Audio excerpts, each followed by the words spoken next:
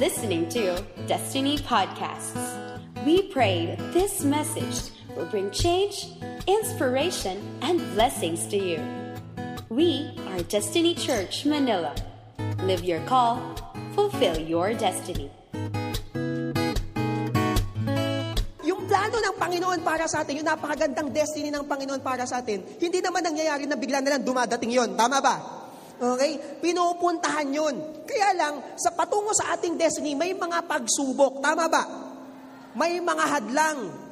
Sa kabila ng hadlang sa mga hadlang na yon, minsan iisip natin, Pastor Ben, ang hirap naman puntahan yung destiny na yan. Ang hirap namang i-penetrate yung napakagandang plano ng Panginoon sa buhay ko kasi ang daming pagsubok. Okay? Pero ngayon po, nais kong maunawaan nyo that this year, we declared that 2013 will be a year of breakthrough. Sabi mo nga, breakthrough. Ano ibig sabihin ng breakthrough? Ipe-penetrate natin ang lahat ng hadlang. Ano ibig sabihin nun? Lahat ng ihaharang ng kalaban. Sabihin sa'yo, maihaharang ang kalaban patungo sa destiny mo. May mga pagsubok, may mga hadlang yan. May mga pader na ihaharang. Pero nais kong maunawaan nyo, ngayong 2013, anong gagawin natin? Ipe-penetrate natin, babasagin natin, dudurugin natin. We will destroy every hindrances. Is that right? Okay, be-breakthrough tayo. Sabi mo sa atin mo, be-breakthrough tayo. Okay, itong taon na to, we declare that this year will be a year of no limits, no walls, and no boundaries. Okay, sabihin mo nga, no walls, no limits, no boundaries. Okay, isa pa, no walls, no limits, no boundaries. Okay, walang hadlang, ipe-penetrate natin yan. Yung pantipong ang bumangga, giba. Yan yung ganan. Okay, bakit be-breakthrough tayo? Tama ba? Okay, ano yung pag-breakthrough? Pag-level up, pagpunta from one level to another. Okay, para sa mga young professional, sa mga professional natin, being promoted. O, hindi to excited ka ma-promote. Okay? Dati utos-utosan ka lang, magiging boss ka. Sino excited maging boss? Okay? Mapopromote ka. Okay? Doon sa mga sales, siguro, meron kang kumbaga parang deal na gusto mong i-close. Okay? Pero hindi mo ma-close. Pero ngayong taon na to, be-breakthrough ka, kapatid. Are we there? Okay? Sa lahat ng single na nakagraduate na. Okay, be-breakthrough tayo. Amen ba? Papalitan natin ang ating status sa Facebook from being single into married to. Posible ba yon? Posible. Be-breakthrough tayo. Excited ba kayo doon?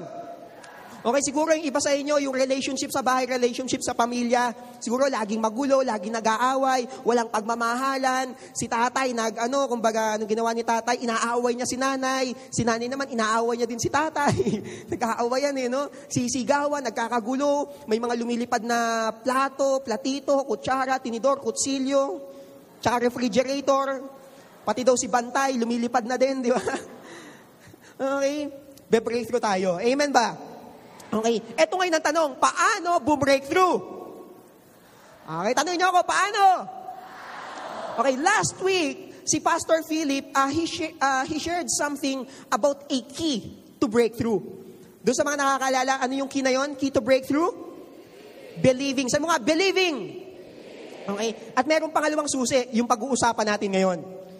Okay, the second key to breakthrough is honoring. Sabi mo nga, honoring. A key to breakthrough. Okay? Alam niyo, itong salitang to, hindi to masyadong uso sa atin. Yung word na honor, ito ay kumbaga nangyayari lang kapag may mga recognition day. Honor, pero ito yun Kumbaga, especially ako dito po sa Destiny, ako din, pagka tinignan ko, inassess ko yung kalagayan sa mga disciples namin, para bang hindi uso yung honoring. Hindi siya uso. Actually, nung nadinig niyo yung salitang honoring sa inyo, ano yun? Ano mapapala ko sa honoring? Paano ginagawa yon? Madaming tumatakbo sa isipan mo. But right now, my prayer is for you to understand what is honoring. Because honoring is a key to breakthrough. Are we there? Sabi mo nga, honoring is a key to breakthrough. Okay? Breakthrough will happen to us if we know how to honor. Sabi mo sa katabi mo, makaka-breakthrough ka kung marunong kang mag-honor. Okay? Ano ibig sabihin nun? To penetrate an obstacle, we need to understand honoring. To go from one level to the other, we need to have a revelation of honoring. Kailangan natin itong maunawaan, kailangan itong maging parte ng sistema natin. Minsan, gusto natin ng breakthrough, pero hindi natin alam pa paano mag-honor. Parang, Pastor Ben, paanong relationship ng honoring sa breakthrough? Pag-uusapan natin yan ngayon. Are you ready for that? Okay. Dapat nating maintindihan ng honoring kung gusto nating maka-breakthrough. Posible kaya na ang dahilan kung bakit hindi tayo maka-breakthrough kasi hindi tayo marunong mag-honor? Minsan, Lord, ang tagal naman ng breakthrough ko. Ang tagal-tagal na kitang pinagsisilbihan. Okay? Tapos tanong ka ng tanong, Lord, kala ko ba mapagmahal kang Panginoon? Nasaan yung breakthrough ko? Ba't ganito pa rin na nangyayari sa pamilya? Bakit hanggang ngayon ito pa rin nangyayari sa buhay ko? Ba't hindi pa tumataas yung kalidad ng pamumuhay ko? We're asking God, pero ang tanong ngayon, ang tanungan, ikaw ba nag-o-honor? Posible ka na dahilan kung bakit hindi mo makuha yung breakthrough na hinihingi mo kasi hindi ka marunong mag-honor. Are we there? Okay? Bilang isang Filipino, posible kaya na ang dahilan kung bakit hindi maka-breakthrough ang Pilipinas ay dahil hindi tayo marunong mag-honor? Ang mga Pilipino hindi marunong mag-honor. Bilang mga Pilipino, hindi uso sa atin ang honoring. Sa pamilya natin, ang dahilan kaya ng hindi pag-breakthrough ng relationship sa bahay, yung harmony and love, ay dahil walang honoring na nagaganap sa kabahayan natin, sa pamilya natin. Ito yung kailangan natin tingnan at kailangan natin gawing culture sa buhay natin, sa nation natin, sa church natin, sa ministry natin, sa pamilya natin. If we want to have breakthrough, honoring. Sabi mo nga, honoring. Okay? We have a great destiny ahead of us. And one of the keys that we need to have is honoring. This afternoon, we will find out what is honoring and how do we do it. Sige, Pastor Ben, kailangan ko ng honoring. Paano ba yan? Ano ba yung honoring na yan? Gusto ko nang maunawaan. Paano ba ginagawa yan? Okay, are you excited to do this? Okay. Aha. Tanungin niyo muna ako, bakit? Bakit kailangan nating maunawaan to? Tanungin niyo ako, bakit? Kasi be-breakthrough tayo. Sino excited bum-breakthrough? Kung excited kang bum-breakthrough, dapat excited ka din mag-honor. Tama ba? Alright. Hindi nyo pa masyadong maiintindihan, papaunawa natin sa bawat isa sa atin. Okay. Segue muna ako ng konti. Take note of this. Okay? The reality is, this teaching, yung honoring, is not something new. Hindi to yung bagong pakulo ni Pastor Ben. Hindi po. This is not a new teaching.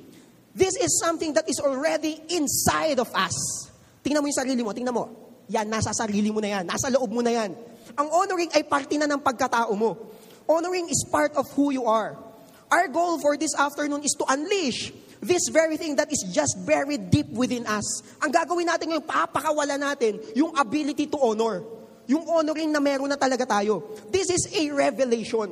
Okay? Matagal na itong bagay na to na nasa sa iyo, pero ngayon mo lang makikita on a different perspective, on a different level. Honoring is something that is hardwired in you as a person. Ang pag-honor ay nakaukit na sa iyo. Pag piniga ka, may lalabas, honoring. Okay, pag piniga ka, may kakatas dyan, honoring. Okay, pag binuksan ang buhay mo, tinignan ka, anong makikita mo doon, may honoring na nakalagay doon. You are made to honor. You are born to honor. Okay? Honoring is something that is hardwired in us. Okay, nakaukit ito sa atin. Yung mga katagang I was born to honor ay nakaukit sa puso mo. Nakaukit sa mga lamang loob mo. You are made to honor. Sabi mo sa katabi mo, you are born to honor. Okay? Tagalogin natin. Sa Tagalog, ang honoring ay pagpaparangal. Okay? Yung honor, parangal. Ayan, okay. Kaya pansinin natin, ano yun? Ano yung ibig sabihin ng parangal? Okay? Being recognized. Okay? Pansinin mo, bawat isa sa atin gusto mo sumikat ka. Gusto mong ma-recognize. Tama ba? Walang gusto sumikat. Alam ko, minsan siguro sa buhay nyo, naisip nyo na mag-artista kayo. Tama ba? Aminin. Yeah, pero alam nyo, hindi lahat ng gwapo nag-aartista, no? Yung iba, nagpapastor. Okay, ito yun, pansinin nyo. Kahit nung bata pa tayo, nung mga bata pa tayo, excited tayo tuwing recognition day. Lalo na pag may medal ka, di ba? Pag sasabitan ka ng medal, siguro yung iba kaya ka nang bubuli nung bata ka kasi gusto mo ma-recognize ka. Uy, yan yung bully. Kilala yan, bully. Ha? Di ba? may recognition, may parangal na nilalagay sa'yo. Gusto mo, pag-graduation day, tama ba doon sa mga graduate, excited kayong tawagin yung pangalan mo doon sa mga nakasablay ngayon? Tama ba? Bakit binibigyan ka ng dangal? Pinaparangalan ka. Nakaukit sa'yo ang honoring. Okay. Binibigyan tayo ng dangal. And what do we mean by honoring? According to the Oxford Dictionary, honoring means to pay great respect publicly. Sabi nyo nga, publicly. Okay, ang honoring, nagaganap to in the open. Hindi siya tago. Alright? Sabi mo nga, hindi tago. Okay, it must be shown. Dapat nakikita. Honoring is not to be kept in private. Ang honoring hindi sa private thing na ginagawa. It is made in the public. Okay, sa madaling salita, dapat obvious. Sabi mo sa atin mo, dapat obvious. Dapat nahahalata. Tingnan mo yung katabi mo, may nahahalata ka ba dyan? May nahahalata ka ba? O may naaamoy ka? Okay? Ang breakthrough kasi hindi itinatago. So ang honoring dapat hindi din itinatago. Okay? Ang isa pa sa ang isa pang another term for honoring sa Tagalog, ito yung associated yung word na honoring sa pagtangkilik. Sabi nga, pagtangkilik. Okay, ino-honor. Bawat isa sa atin marunong tumangkilik. Tama ba? Okay. May tinanong akong friend kanina, tinanong ko siya, sabi ko, anong makeup ang gamit mo? Tinanong ko siya. Sabi niya, gumagamit ako ng Revlon. Ano ba yung Revlon? Makeup ba yun? Brand ng makeup. Yan. Ang alam ko lang kasi yung MAC eh. MAC na makeup. Yung mahal. Mahal na makeup. Okay. So ito yun. Sabi ko, bakit yun yung ginagamit mo? Kasi daw, yun yung brand na gusto niya. So ibig sabihin, ino-honor niya yung brand na yun. Tama ba? Kapatid, tingnan mo yung katabi mo. Tanungin mo sa'yo, anong brand ng damit niya?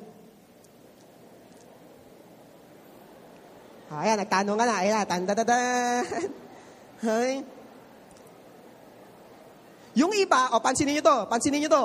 Yung iba, proud kang sumagot kung ano yung brand ng damit mo. Bakit? Kasi you honor the brand. Yung iba, ayaw mong sabihin. Bakit? Kasi walang honor. Ayaw mong hindi mo talaga tinatangkilik. Nagkataon lang, wala ka ng damit, yun na sinuot mo. Are we there? Okay, pansinin nyo po, lahat ng gamit natin na microphone sa Nicer. Bakit? Kasi we honor sa Nicer. Tinatangkilik natin tong microphone na to. Okay? Yung mga speakers na gamit natin, LD system. Bakit? Tinatangkilik natin yung LD system na yan. Are we there? Bawat isa sa atin, we have the capacity to honor. Bawat isa sa'yo, nag-o-honor ka. Kapatid, tanungin kita, sa mga babae, or sa mga lalaki din, yung underwear na suot mo, kaya yun yung underwear na suot mo kasi ino-honor mo yung brand na yan. Ha? Hindi po, wala lang naisuot. Nanghiram lang ako sa kapitbahay. Hindi naman siguro sa ganun. But you honor that. Tama ba? Ibig sabihin, tinatangkilik natin. Bakit yan ang ito yun. Bakit yan ang brand na favorite mo? Kasi ino-honor mo ang brand na damit na yan. Akala mo, favorite mo lang yan. Pero ang totoo, you are honoring that brand. At itong gagawin ng kalaban, the enemy will try to cover honoring with some sugar and chocolate coating para maitago ang ability mo to honor. Ito yun, pansin mo, ngayon mo lang naunawaan, nag-o-honor ka pala. O ito yun, sino nanood ng It Takes a Man and a Woman? Guess what? You just honored John Lloyd and Sarah. Are we there? Sino nanood ng Iron Man? O bakit tinatangkilik mo yung Iron Man? Ino-honor mo si Tony Starks. Are we there? You have the capacity to honor. Okay? Ito yun, ang bawat isa sa atin, meron na talaga tayong kakayanan. Meron tayong ability to honor. Bakit ka nagpapagupit sa pagupitan na yan, sa parlor na yan? Kasi ino-honor mo yung parlor na yon o yung nagugupit sa'yo. Kaya mo gustong doon magpagupit. Are we there? Okay? Kaya, ito, bakit ka nag-aral sa school na yan? Because you honor that campus. Are we there? Bakit ka kumakain sa isang certain restaurant? Kasi you honor that restaurant. Everyone of us has a capacity to honor. Pero itong gagawin ng kalaban, papalabasin niya na hindi ka marunong mag-honor. Na ang ginagawa mo lang, favorite mo lang. So, tatakpan niya, hindi, favorite mo lang talaga yung restaurant na yan. Kasi alam ng kalaban, kapag naunawaan mo that you have the ability to honor, delikado siya. Alam ng kalaban na be-breakthrough ka kapag naunawaan mo kung anong ibig sabihin ng honoring. Are we there? Okay. Mga movies, mga artists. Yung iba siguro, idol mo si Brad Pitt. Di ba? Wala. Okay, siguro na yun. Idol mo siguro, may mga certain artist ka. Okay, siguro lagi mong pinapanood si Celine tsaka si Margot. Di ba? Ino-honor mo yung mga nilalang na yun. Okay. Mga movies na pinapanood mo, you honor those movies. Everything that we do is rooted in our ability to honor. Pansinin mo, lahat ng ginagawa mo, yung buong buhay mo, it has something to do about honoring. Why you do such things is because you honor that thing. Are we there? Deep inside of you, you are made to honor. Okay, marunong ka talagang mag-honor, pero hindi mo pa natatap yung totoong potential at ng capacity mo na ng honoring. Kailangan nating matap. Ano ba yung honoring? Paano ba ito ginagamit?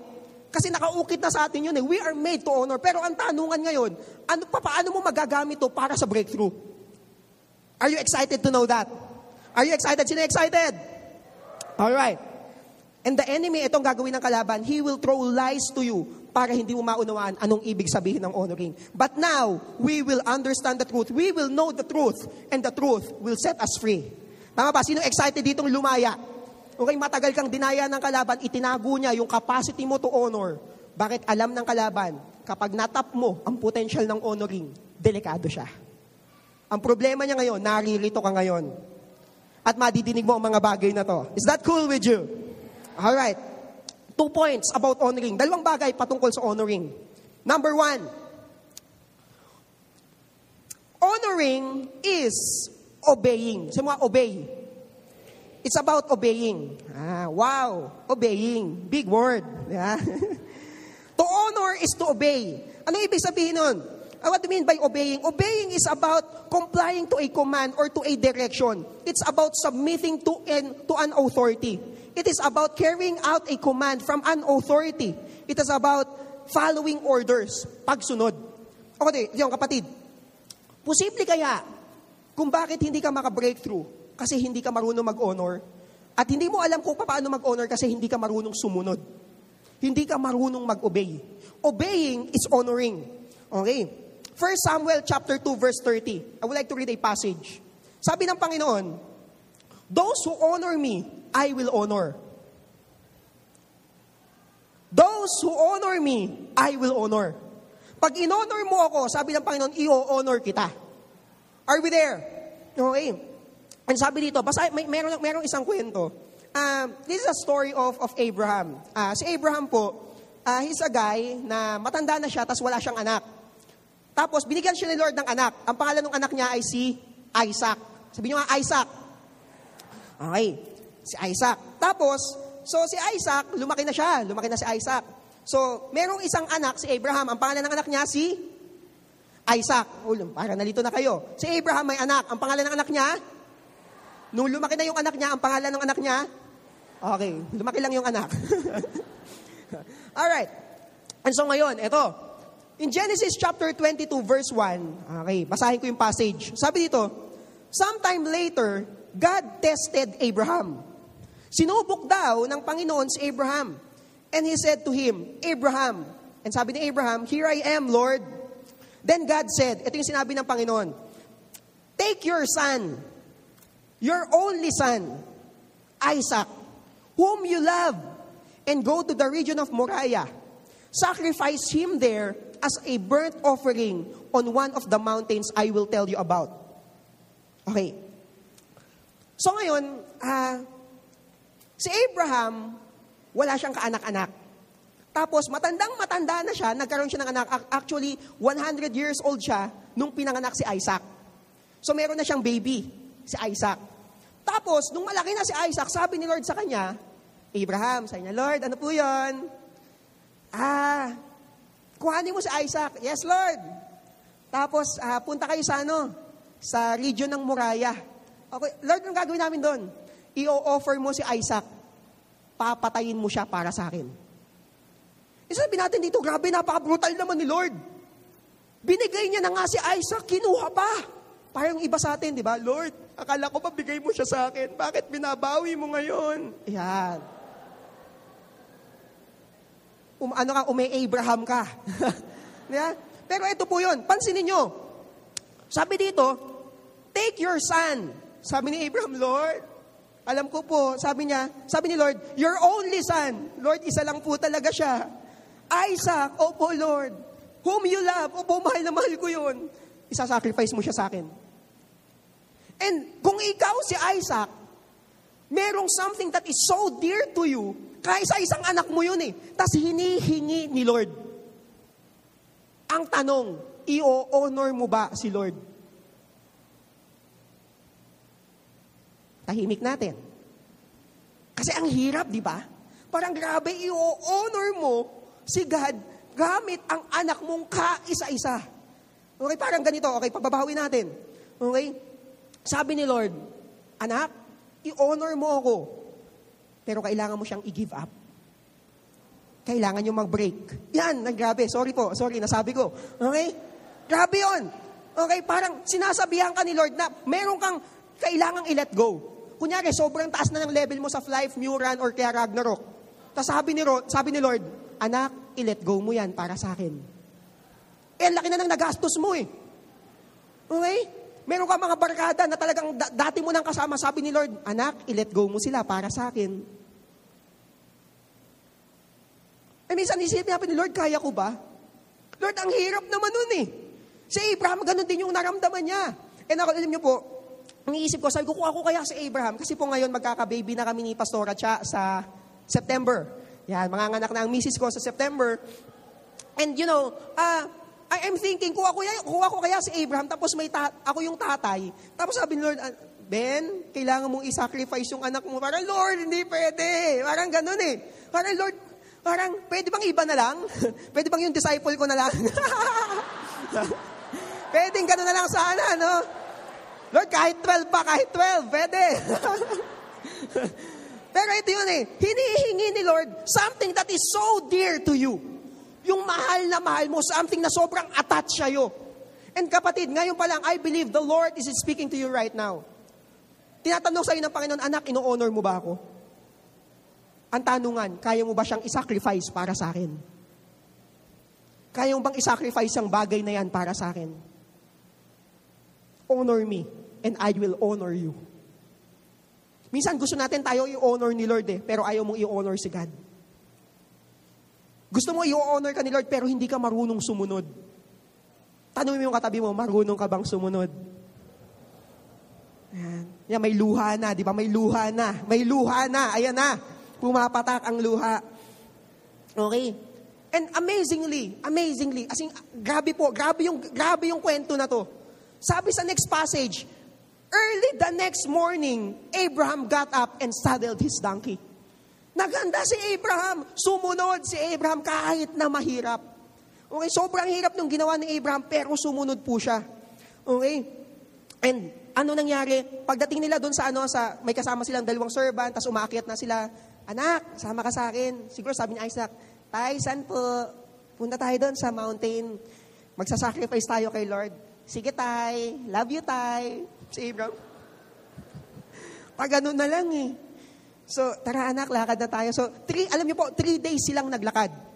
And alam mo, sa 3 araw na naglalakad ka, kasama mo yung anak mo, hindi mo ba naiisip-isip yun na parang, pwede pa ako umatras. Pwede pang mag-iba. Maghahanap na lang ako ng ibang sasacrifice. Yung 2 servant ko na lang.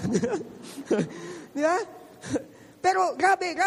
Parang habang naglalakad si Abraham tsaka yung anak niya, siguro tumatakbo sa isipan ni Abraham, Lord, kaya ko ba talaga to? Lord, sobrang bigat naman ang hinihingi mo. Kailangan bang ganito kabigat? Ang kailangan kong gawin para sa'yo? Okay? Anyway, pagdating na sila doon, nakita niya, ayun na yung lugar. Sabi niya sa mga servants niya, okay, dyan na kayo. Kinuha nila yung mga panggatong, kasi po yung mga sacrifice yung araw sinusunog. Papatayin yung hayop, tas susunugin. So may daladala niya na yung kutsilyo, daladala niya na yung mga panggatong, yung mga firewood. Tapos kasama niya yung anak niya, inaakay niya na yung anak niya. Sabi ng anak niya, ito yung sabi ni Isaac. Sabi, Isaac spoke up and said to his father Abraham, Father, sabi ni Isaac, yes, my son, the fire and the wood are here. Isaac replied, but where is the lamb for the burnt offering?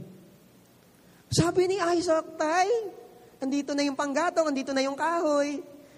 Nasaan yung papatayin natin? Parang, paano mo sasabihin, anak, ikaw yun? Parang, nararamdaman yung bigat. Sobrang bigat. Parang, grabe, Lord. Parang, alam niyo yung damdamin? Puso't laman, dugot at ay damdamin. Alam niyo yun? Parang grabe, Lord. Parang, whoo! Anyway, sabi ni Abraham, hindi, magpa-provide si Lord. Ang bihira. Anyway, pag akyat nila doon, di okay na. Hinigan, eto na ngayon, itinali niya si Isaac. Tinali. So, si Isaac inisip niya, tay, ba't mo ko tinatali? Anak, ano yan, ito dapat ang ating get up. Yan ang ating pormahan. Dapat ganyan yung porma natin, nakatali. Tapos, anak, higa ka dito, anak, pinahiga. Doon sa kung saan papatayin yung burnt offering. Tapos, higa naman si Isaac. Tay, anong gagawin natin? Anak, matutulog tayo. Hindi ko alam kung ano sinasabi ni Abraham noong time na yon. Paano niya pinapaliwanag sa anak niya na papatayin niya yung anak niya kasi love niya si God? Kasi ino-honor niya si God. How do Abraham do that? How can a father, kumbaga parang kaya niyang, parang, Lord, grabe lang. Anyway, so nakahiga ng ganan. Anak, pikit ka. Sige, anong gagawin niya? Tago-tagoan tayo, anak. Hindi ko alam paano niya pinapikit si Isaac or paano niya ginawa. As inilabas na ni Isaac yung kutsilyo. Tinaas niya ng ganyan. Sabi niya, Lord, sasaksakin ko na. Lord, eto na. Lord? Lord, wala pa ba? Siguro, Lord, wala pa. Lord, nasan ka na? Magpo-provide ka, di ba? Imagine yung bigat, yung weight, yung heaviness na nararamdaman ni Abraham by this time. Tapos nung ididiretso niya yung saksak, nangusap si Lord. Anak, sabi ni Abraham, who's there? Who's there? Knock eh, no?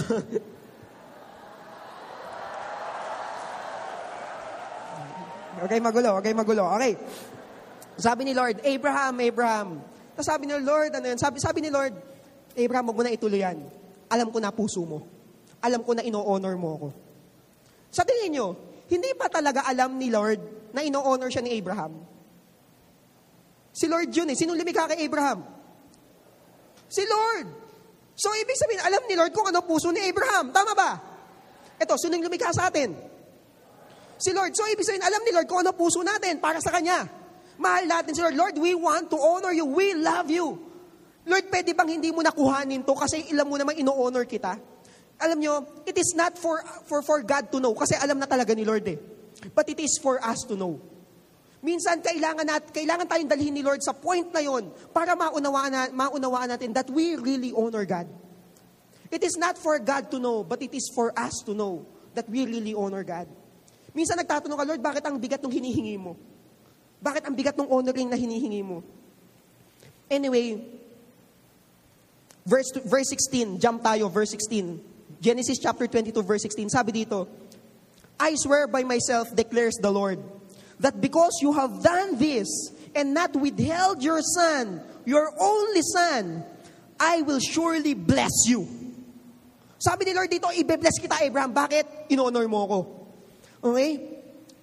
And make your descendants as numerous as the stars. Okay? Padadamihin ko yung descendants mo. And as the sand on the seashore, your descendants will take possession of the cities of their enemies. Sabi ito, yung mga anak mo hindi matatalo. Bakit? Sabi ng Panginoon, okay, dahil in-honor mo ako. And verse 18, and through your offspring, all nations on earth will be blessed because you have obeyed me. It's about obedience. Honoring is about obedience. Honoring is about following. Okay? Breakthrough. Mangyayaring breakthrough. Bakit? Because we honor God. Minsan sabi natin, Lord, gusto ko ng blessing. Lord, gusto ko yung breakthrough. Pero ang tanong, kaya mo bang i-honor si God? Kaya mo bang ibigay yung honor na yon? 1 Samuel chapter 2 verse 20, those who honor me, I will honor. Alam niyo po, yung word na honor, I made a word study. Sabi ko, kasi parang yung pag nag-usapan yung honor, parang anong relation nito sa offering? Anong relation nito sa obeying? Inalam ko, and natuklasan ko, that the word honor came from the Hebrew word kabad. Sabi niyo nga, kabad. Hindi yung kabag, ha? Hindi yung sa tiyan. Kabad. Okay? Ang ibig sabihin ng kabad, heavy. Sabi nyo nga, heavy. Ibig sabihin, mabigat. Pag pinag-usapan ng honoring, you're talking about heaviness. You're talking about mabigat. Ano yung mabigat? Matetest ang honoring mo kung medyo mabigat-bigat na ang hinihingi sa'yo. Let me repeat that once again. Matetest ang capacity mo to honor kapag medyo mabigat-bigat na ang hinihingi sa'yo. Kapag magaan lang, ang bilis gawin eh. Ang daling gawin. Lord, kaya kong gawin yan. Madali lang naman, pupunta lang naman sa church eh. Lord, ang dali lang naman yan. Uupo lang naman, Sunday service, nagte-take down notes lang eh. Lord, ang dali naman yan, mag-e-encounter lang eh. Pero pag pinapuhat na sa'yo ang speaker, mabigat-bigat na yun. Okay, nananawagan po ako. Kailangan namin ng Destiny Production. Okay? Madaling mag-obey kung magaan pa lamang ang pinapagawa sa'yo. Pero ang usapan, kapag medyo may weight na, may bigat na, kailangan mong i-give up, pero be-breakthrough ang kasunod yan. Minsan iniisip mo, Lord, ang bigat naman ng hinihingi mo eh. Sabi ni Lord, be-breakthrough naman tayo eh. Be-breakthrough naman tayo eh. When you're talking about the honoring, you're talking about weighty. You're talking about the gravity of it. It's weighty, mabigat. Kapatid, ito yun. Kapag nag-o-offer ka kay Lord na sobrang gaan, sabihin ko sa'yo, hindi ka makaka-breakthrough. Tapatan na tayo, hindi ka makaka-breakthrough. Bakit? Ang gaan eh. When you're talking about honoring, you're talking about heaviness. Mabigat. Okay? Kapatid, pag sobrang gaan lang ng binibigay mo, yung pagsunod mo sobrang gaan lang, say, leader, susunod po ako sa'yo. Pag masaya ako. Say, leader, susunod ako sa'yo. Kapag okay ang lahat. Say, leader, I will follow you. Kapag wala ako ibang gagawin. Pero pag may mga conflict na, will you still obey? Tanungin mo yung katabi mo, will you still obey? Honoring. Minsan ang bilis sabihin, Lord, we want to honor you. How can you say that you honor God, who is invisible, if you cannot honor your cell leader, who is visible? Kaya mo sabi mo, Lord, susundin kita, I will obey you, pero yung cell leader mo, hindi mo masunod. Sinabi lang, mag-form ka ng 12, ang tagal na, hindi mo pa rin nagagawa. Tapos gusto mo ng breakthrough? Ang tahimik natin. Tahimik na lang tayo. Na tayo magsalita. Are we there? Honoring is obeying. If you want to honor, you obey. You obey. Maaring mahirap, maaring mabigat, but you obey. Are we there? Tanungin niyo ako bakit? Because there is a breakthrough that is waiting for you. Pinapag-give up sa yung certain relationship na yan, mahirap sumunod. Mahirap mag-obey. But you need to obey. Because there is breakthrough. Si Abraham nag-obey. Mahirap yung ginawa niya. Pero ang sumunod, nagkaroon siya ng breakthrough. Dumami yung lahi niya, nagkaroon siya ng blessing. Minsan gusto natin yung blessing, gusto natin yung promotion, gusto nating maayos yung pamilya, gusto nating mag-level up yung relationship mo, gusto mo yung kaperahan, gusto mo dumami pera mo. Pero ang tanungan dyan, kaya mo bang mag-honor? Kaya mo bang mag-obey? Are we there? Are we getting this? This is, itong bagay na to parang hindi siya uso sa destiny pa eh. Pero papausuhin natin. We will honor. Amen ba? Sabi mo sa tayo mo, we will honor. Okay? Sabi mo sa sarili mo, I will honor. Okay? Mag-o-honor tayo. Amazingly, ang ibig sabihin doon ng word na kabad, take note of this, numerous. Madami. Abounding. Glorious. Promotion. Riches. Ang ibig sabihin ng honoring, ng honor, numerous, ibig sabihin dumadami. Abounding, glorious, promotion, riches. Mabigat ang honoring kasi mabigat din yung padating. Mabigat ang honoring kasi mabigat din yung susunod. May mabigat na kasunod. Okay? The weight of honor will determine the weight of your breakthrough. Let me repeat that once again. The weight of your honoring will determine the weight of your breakthrough. Kung gaano kabigat yung pag-obey mo, ganun din kabigat yung matatanggap mo. Are you getting this? Kung ano yung kung gaano katindi yung pag-obey mo, pagsunod mo, minsan mahirap sumunod eh. Lalo na pagka it doesn't make sense sa atin, parang bakit ako susunod? Kailangan ko pa talagang sumunod? Kailangan ko pa talaga mag-honor? Ba't ko kailangan i-honor yung leader ko? Ba't ko kailangan i-honor yung pastor? Ba't ko kailangan i-honor si God? Eh okay naman yung buhay ko. Sabihin ko sa'yo, may mas matindi pang naghihintay sa'yo. There is so much more that is ahead of you. At ang gustong gawin ng kalaban, pigilan ka, gawin kang masyadong emosyonal, nang sa ganon, hindi mo ma-honor yung dapat i-honor, nang sa ganon, mapigil at matigil ang destiny na para sa'yo. Kapatid, may destiny na naghihintay sa'yo. How do we go there? honoring. Sabi mo sa katabi mo, be-breakthrough tayo. Okay? Kaya nyo pa ba? Kaya nyo pa ba? Mabigat ba to? Mabigat? Mabigat, okay lang. Bakit? May mas mabigat na darating. Mas matindi yung breakthrough. Tama ba? Okay? Excited dapat tayo sa mga obedience, sa pag-obey natin, sa pagsunod. Bakit? Kasi may matinding darating. Okay, taping mo yung katabi mo, sabi mo, bakit hindi ka excited? Bakit ang tamlay-tamlay mo? Susunod tayo. Mag-honor tayo. At be-breakthrough tayo. Are we there? Hindi tayo takot mag-honor. Hindi tayo takot sumunod. Bakit? Kasi alam natin may breakthrough kasunod. Bakit si Abraham hindi natakot? Kasi alam niya kung sino si God. And this is something that, hindi ito yung bagay na bago. Deep inside of you have the capacity to honor. Amen? Ito, para sa mga leaders. Para sa mga leaders. Mga co-12 ko, mga 144, mga 178, lahat ng cell leaders in the house. Ang ibig sabihin ng word na kabad, ibig sabihin, to make yourself many. To make yourself many. Literally. Yun ang ibig sabihin ng word na honor. To make yourself many. Posible kaya yung dahilan kung bakit hindi mo namumultiply yung sarili mo sa mga tao, sa mga disciples mo, is because you do not know how to honor. Posible kaya kung bakit hindi mo namumultiply yung sarili mo sa mga disciples mo, is because you do not know how to honor. Baka may mga bagay na kailangang ipinag-give up sa'yo, pero ayaw mong i-give up. May pinapasunod sa'yo ang Panginoon na kailangan mong sundin, pero ayaw mong sundin. Tapos nagtatanong ka, bakit ganito mga disciples ko? Sabi ko sa'yo kung bakit, kasi ganyan ka. Kaya ganyan mga disciples mo, kasi ganyan ka. Are you getting this? To honor means to make yourself many. Padamihin ang sarili. Are we getting this? Are we learning? Are we getting this revelation? Are we going to honor God? Okay. At wag na wag mong sasabihin na hindi mo kayang gawing mag-obey. It is just a lie from the devil that you cannot follow. That you cannot obey. I would like you to know, you can obey. You can honor God by your obedience. You have the capacity to obey. Ito, pansinin mo. Nung manonood ka ng movie, sino dito nakapanood na ng sine? Sa sinihan, of course. Okay. Sige. Kaway ka naman sa akin. Nakapanood ka na ng movie sa movie house. Okay, tama ba may mga ticket yon? Kunyari, ang nakalagay sa ticket, 9 o'clock p.m. Anong oras ka dadating? Ano? Mas maaga, tama? Hindi ka darating ng yung iba nga, hindi ka darating ng sakto. Bakit? Kasi aabangan mo talaga, pipila ka. Bakit? You honor the authority. Sabi ng sinihan, 9 o'clock. Hindi ka pwedeng magtigas-tigasan ng ulo. Ayoko, gusto ko darating ako 10 o'clock. Bakit ba? May ganun ba?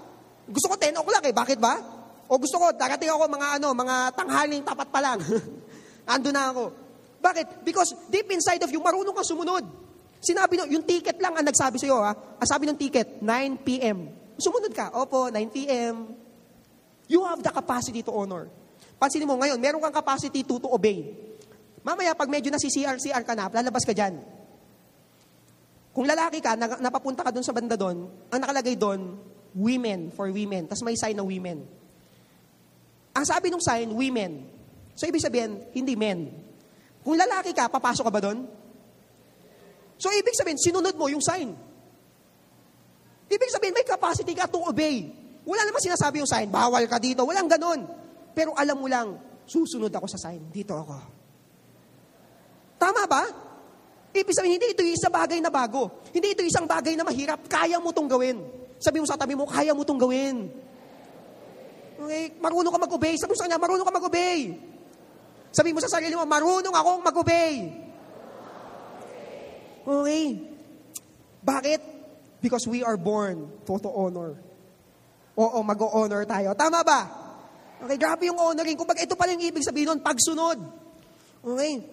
Most often, we are... sorry. Minsan, tatanong-tanong ka kung bakit ang tagal ng breakthrough mo, hindi ka naman marunong sumunod sa leader mo. If you do not know how to honor, breakthrough mo, nga.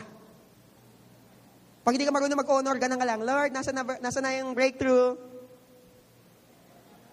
Sana, Lord? Pag ganang-ganang ka lang, hindi darating yan. Forever kang nakanga at papasukan na ng mga langaw ang bibig mo.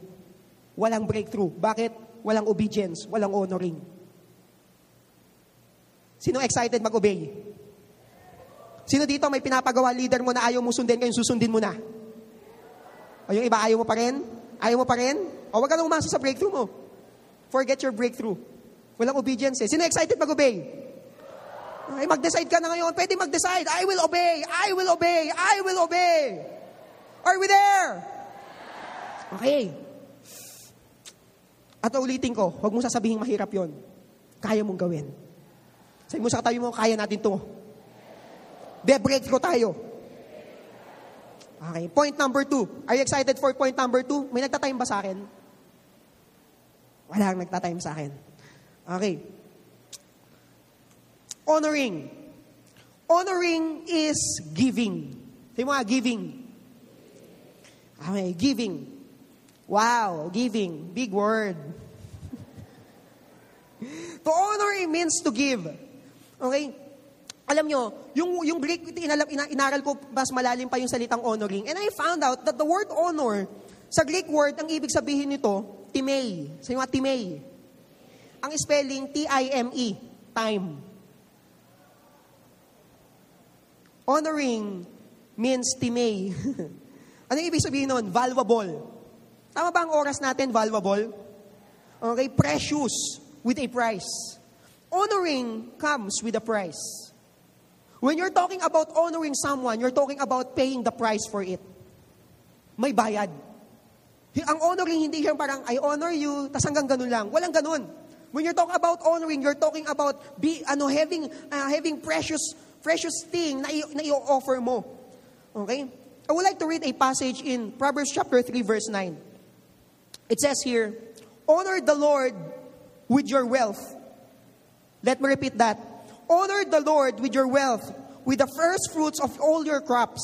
Then your barns will be filled to overflowing, and your vats will brim over with new wine. Sabi po dito, honor the Lord with your wealth. Yung honor daw natin si Lord ng ating kayamanan.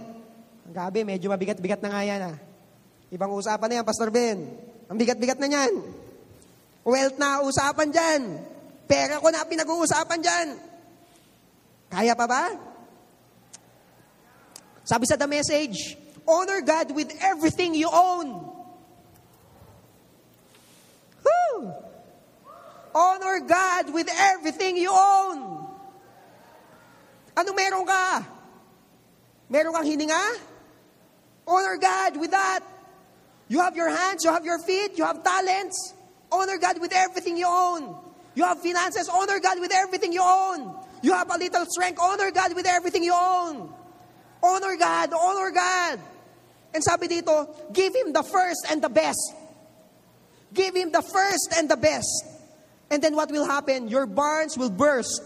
Your wine vats will brim over. Sabi ito, be-breakthrough ka. Be-breakthrough yung finances mo. Kapatid, posible kaya kung bakit hindi pa bumi-breakthrough yung finances mo kasi hindi ka marunong mag-honor. Hindi ka marunong magbigay. Bibigay ako kung ano lang yung meron, yung magaan lang. Magaan.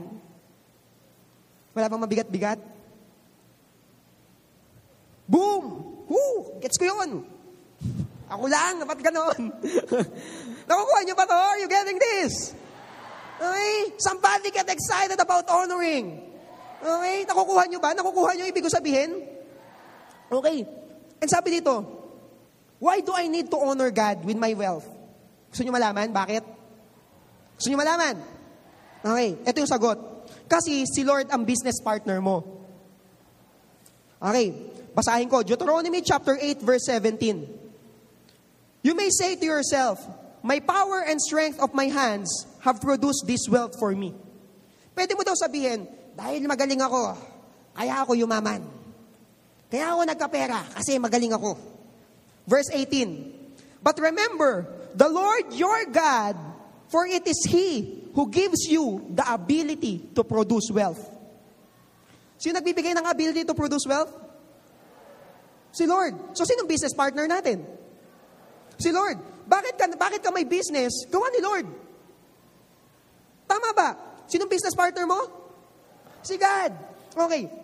Kunyari, napakayaman kong tao. Kunyari, sobrang yaman ko. Multi-billionaire dollars. Yan. Okay. Tapos, naghanap ako ng partner, business partner. Kunyari, si Mike Pagyo. Mike, pwede bang kukuhanin kitang business partner?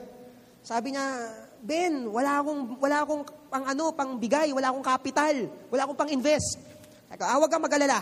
Dahil natutuwa ako sa kakyutan mo, hindi mo kailangan mag-invest. Dahil cute ka, sapat na yan, business partner na tayo. Yan, ganun lang. Dahil Gyomi ka, yan, ganun lang. No? Business partner tayo. Wala nang iba, wala ka nang ibang gagawin. Ngingiti ka lang, solve ka na. Parang ganun, di ba? Parang wala siya ibang gagawin. So, kanino yung investment? Lahat, galing sa akin. Yung capital, galing sa akin. Walang investment si Mike. Tapos, sabi ko, Mike, dahil na business partner kita, ang hatian natin sa ating profit, 50-50. Kung kikita kami ng 100 million, ang hatian namin, 50 million sa kanya, 50 million sa akin. Sa tingin nyo, lugi si Mike? Bakit? Wala nga investment yun eh. Pangiti-ngiti lang eh. Okay? Ano nangyari? Business partner kami. So, sa tingin mo, hindi ako i-honor ni Mike? Sa tingin nyo, hindi niya ako i-honor? I-honor niya ako. Bakit? Business partner niya ako eh. Galing sa akin yung ability niya, nagkaroon siya ng pera, okay? Galing sa akin yun eh. Of course, pag sinabi ko, Mike, okay lang bang 40% sa iyo, 60% sa akin? Okay pa rin. Pambira sa ka naman makakapulot ng 40 million. Tama ba, Mike? Okay lang naman yun. 40 sa'yo, 60 sa akin. What if 30 lang sa'yo, 70 sa akin? Okay pa rin. Wala ka namang investment eh. Si Lord ang business partner mo. Okay, wala ka ng investment. Okay, business partner mo si Lord. Okay? And ito pa, may isa pa akong passage na babasahin. Psalm chapter 24 verse 1. A Psalm of David. The earth is the Lord's and everything in it, the world and all who live in it.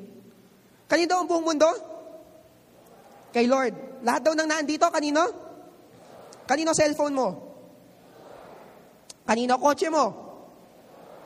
Kanino pera mo? Yung nasa bank account mo? Kay Lord. Yung damit mo? Bakit suot-suot mo? Kung kay Lord lahat, ba't nasa iyo? Pinagkatiwala, kapatid. Yung pinahiram. Kay Lord lahat yun. Pero ang problema sa atin, ayaw pa nating i-honor si Lord. Hindi naman to atin. Sabi ni Lord, pag in-honor mo ako, pag binigyan mo ako ng wealth mo, if you honor me with your everything, if you give your best to me, I will give it back to you. Mas matindi pa ang babalik sa'yo. Unang-una, wala ka ng investment. May investment ka ba dito? Kapatid, nung lumabas ka sa mundong ibabaw, hubot-hubot ka. Sino lumabas dito na nakadamit na? O kung hindi mo pa alam, I would like to have a news for you. Nung lumabas ka sa mundong ito, hubot-hubad ka. Wala kang damit. Wala kang pag-aari. Anong meron ka lang? Iyak at nganga. Yun lang ang meron ka. And sabihin ko sa'yo, everything here, it belongs to the Lord. And sabi ni Lord, honor me with your everything. Honor me. Honor me. Tapos sabihin mo, Lord, ayoko yung honor ka. Sabi ni Lord, bakit? Akin to, hindi sa'yo yan. Kay Lord. Minsan nakapal ng mukha natin, Lord. Business partner mo si Lord, ayaw mo pang ibigay yung share niya. Business partner mo si Lord, ayaw mo pang ibigay yung share niya. Sabi ni Lord, okay, 90% sa'yo, 10% lang sa akin. Sino lugi? Lugi si Lord. Bakit wala tayong puhunan? 10% lang sa Kanya. Tapos minsan sasabihin natin, Lord, ayaw nga ibigay yung 10%, pwedeng 9 lang. Sa tingin mo, matutuwa si Lord nun? Kung business partner kami ni Mike, sabi ni Mike, Ben, pwede bang 10%, 5% na lang sa'yo? Sabi ko, hindi, 10% nga sa akin eh. 5 na lang. Sabi ko, 10. 5 na lang. Anong gagawin ko sa kanya? Anong gagawin ko dito? Tatanggalin ko na, hanap na lang ako na iba. Sinong volunteer? So, kung sino yung nagbibigay ng mas matindi, siya kung mas kukuhanin ni Lord na business partner. Tapos minsan magtatanong ka, Lord, ba't ang tagal ng blessing? Ang tagal, Lord, ano bang lagay natin dyan? Gumagano nga, Lord, anong lagay? Sabi sa'yo ni Lord, anak, anong lagay natin? Minsan gusto natin lagyan tayo pero ayaw nating maglagay. Are we there? Okay, honor God with everything. because the earth is the Lord's and everything in it. You know, there's a story in the Word of God in 1 Kings chapter 17 verse 10. It says here, ito yung kwento na merong si Elijah, he's a prophet of God, he's a man of God, he's an amazing guy. And then itong tao na to, gutom na siya, nitong panahon nito, wala nang makain. So gutom na lahat. Ano nangyari pag gutom na lahat? Hindi natin maisip, basta gutom. Ang hirap ng tanong ko. Pag gutom na tayo, wala nang makain. Pag wala nang makain, nagugutom tayo, more likely malapit na tayong mamatay. Tama ba? Ganun ba yun? Pag hindi ka kumain, mamamatay ka? Pwede? Sino wala ka lang? Sige, si Elijah, gutom na nito kung may famine. Gutom na siya. Tapos sabi niya, may pupunta ka doon, meron yung isang babae na wala ng asawa. Yung araw, kapag wala ka ng asawa, parang nasupa. Kaawa-awa yung kalagayan mo. Anyway, yung babae na naroon, nakita niya, Elijah told the woman, sabi ni Elijah, would you bring me a little water in a jar so I could have a drink? Sabi ni Elijah, Miss, baka pwede mahingi ng tubig. Kasi yung babae, nakukuha ng mga sticks, ng mga kahoy-kahoy. Sabi ni Elijah, pwede tubig. Okay, so yung babae, kukuha ng tubig. Kukuha niya sa Elijah. Tapos sabi ni Elijah, ay, ano nga pala? Samahan ko na din ng tinapay. Nangingi na ng tubig, humingi pa ng tinapay, hindi mo na nakakilala yun. Okay, and sabi dito, as she was going to get it, sabi ni Elijah, and bring me, please, a piece of bread. Sabi ng babae, I don't have any bread, only a handful of flour in a jar, and a little oil in a jar. I am gathering a few sticks to take home and make a meal for myself and for my son, that we may eat it, then we will die. Wala nang pagkain ng araw na yun, ng panahon na yun. So huling pinasong tinapay na, nalulutuin na ng babae. Pagkakain na yun, tigok na sila, patay na.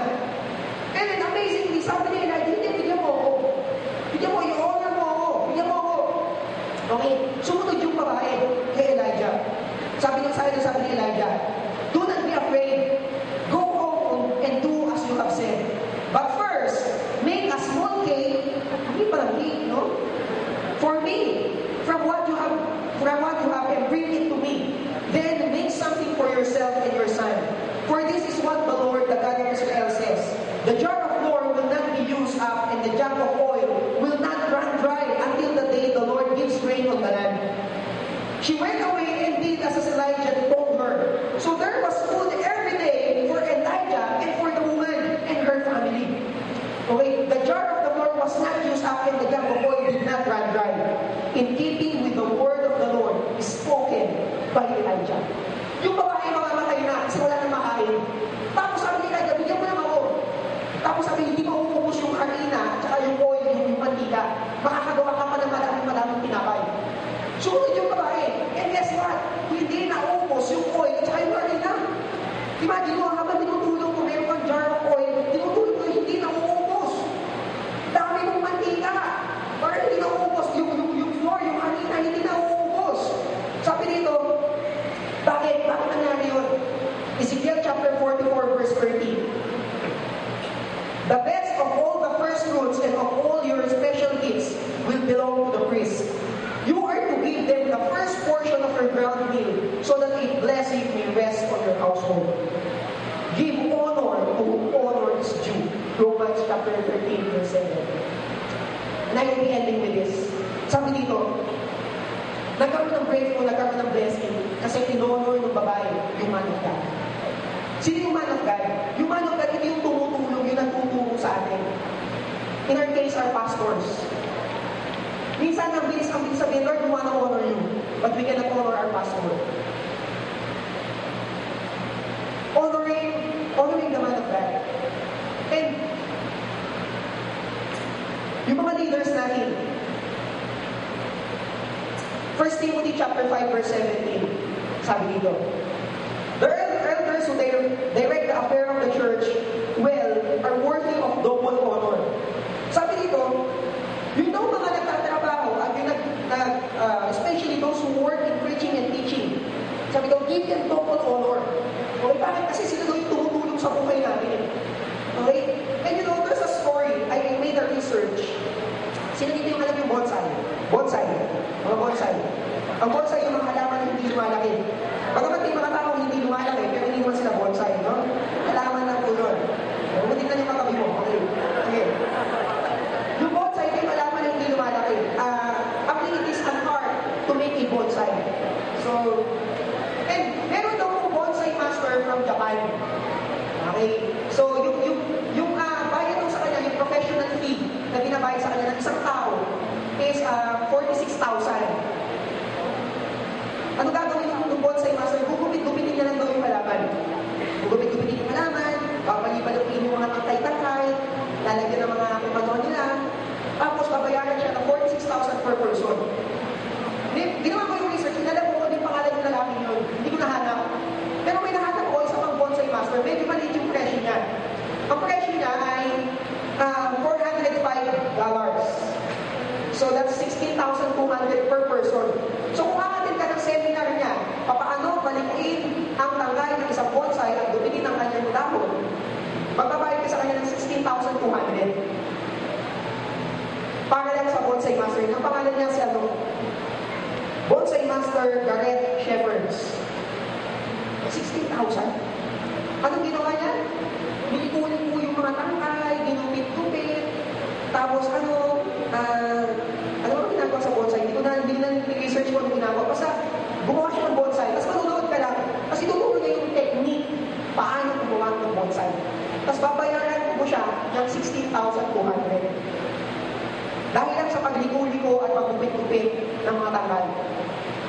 16,000. Bakit? Because the people honor the bonsai master. That's why they give.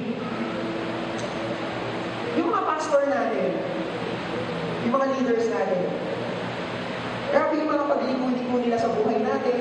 Minsan mga napapalinis ka na ng landas, pagsasabihan ka niya, uy, hindi yan, hindi na tama yan. Gupit-gupit ka na.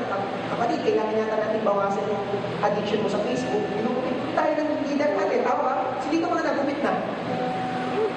Yung iba, hindi ba? So, dito magsabihan ka na ng leader mo. So, dito lang nabalik mo na yung medyo masakit yun, di ba? Kung bonsai ka, tatanggalin yung kamay mo. Tatanggalin yung ibang mga parte-parte, yan. Yung mga leader natin parang bonsai master. Yung ginagawa nila sa akin. Ako, in my case, that's Pastor Carlo. Binobonsai ako ni Pastor Carlo. Tanggalin natin itong mga pared. Ayan, maganda na. Pero ito question. If people honor the bonsai master with 16,000 for an hour, 1 hour of workshop, listening and looking paano gupitin yung mga dahon-dahon. Ito tanong ko sa inyo. How do you honor your leader? How do you honor your pastor? Minsan gusto natin yung breakthrough, pero hindi na tayo mag-honor. Ano nakukuha ng mga leader natin sa atin? Mga kinisisi, mga pula, nagagalit ka pa. Ano mo, ano nakukuha nila sa'yo? Sakit ng ulo. Pero alam mo, mahal ka ng mga yan. Your pastors, your leader love you so much. Bakit nila pinagsasabihan? Kasi gusto nila inaayos yung buhay. Sa Destiny, ganito tayo. We have people. Pero ito yung sunod na tanong. Kailan natin matutunan yung honoring our leaders? If we want to honor God, we honor our leader. We honor our pastor. Natutunan ko to. Kasama ko si Pastor Erwin Ascabano from Destiny. Tapos, kasi I'm not used to this teaching. I'm not used to this teaching. Hindi ako sanay dito.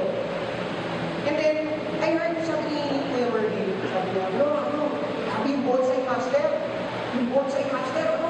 ginugupit-gupit ka namin tayo, 46,000. Sabi niya sa akin, hindi nga tayo, parang meron tayong pastor tayo, ginugupit-gupit na tayo, inaayos-ayos na tayo. Sabi niya sa akin, actually, hindi ko alam kung talagang makakabuo ng 46,000 para i-honor ko si Kuya Carlos. Saan din nag-sitting siya sa akin? Nag-sitting. Sabi ko nga, for about 10 years, nakasama ko si Pastor Carlo, my pastor. I always say I honor God. Pero I never came to a point that I honor my leader. As in honor. And one time, so kausap ko si Pastor Carlo, sabi ko, hindi, bigay namin ito kay Kuya, lahat ito, mayroon kami money. Probably that's about a month wage. Isang buwan na sweldo. So, bigyan natin. So, yung mga anak na si Licha, kailangan natin mag-ipon. Pero, na-realize ko lang, sabi sa passage, if we honor God, God will honor us. And our leaders are working for the Lord. Yung what I did, sinabi ko kay Pastor, sabi ko yan. Sabi ko kay Pastor Lar, sabi ko, yan. Kuya, sulat namin yung honor na yung bonsai master, ino-honor, ang laki ng bayan. Ito, ang tagal mo na kami tinutulungan, di ba kita ino-honor? Kaya, we'd like to honor you. Tapos binigay ko lang kayo. And then, honestly, para bang may tinik na nabunod sa bibig ko. Na parang masarap na pakiramdam. Ewan ko, siguro hindi mo ko unang nagawa mo na ito. Pero you just did something. Tapos nung ginawa mo yung bakit, parang may nabunod na tinig sa bibig mo. Parang lumuwag yung pakiramdam mo. And I found out na yung parang ibig sabihin ng word of honor, pag tinignan mo sa dictionary, ang ibig sabihin, privilege. If you honor someone, it is in your privilege. It is in your advantage. I get that point. Dapat pala ginagawa yun every first month of the year, according to the word of God. Pero nagawa ko siya April na. Kaya this one honor. I would like to challenge you guys. Minsan gusto natin yung breakthrough. Sumisigaw tayo, Lord, breakthrough. Pero gusto ko tanongin kayo. Tanongin mo sarili. When was the last time that you really honor God? In obedience and in honoring. Hindi. Minsan gusto natin yung blessing, makuha natin, pero tayo ayaw natin magbigay. This is the principle of the Word of God. Those who honor God, God will honor. Kapatid, yung breakthrough na hinihintay natin, kailangan din natin mag-honor. Anong honor yung medyo mabigat? Medyo mabigat-bigat. Marunong ako tuloy. Mga bagay na minsan parang nasakit sa dibdib. Pero kailangan natin ng gawin. Because there is a breakthrough. This is breakthrough. Minsan akala mo, ang breakthrough mo, ang hinihintay mo. Pero ang totoo yan, ang breakthrough mo, ang naghihintay sa'yo. Kapag hinihintay ka ng breakthrough. Thank you for listening to Destiny Podcasts. For more updates on Destiny Church Manila, visit www.g12destiny.com. You could also like our official page at facebook.com/Destiny Church Manila. So, feel free to share and comment on this week's message. Have a great day!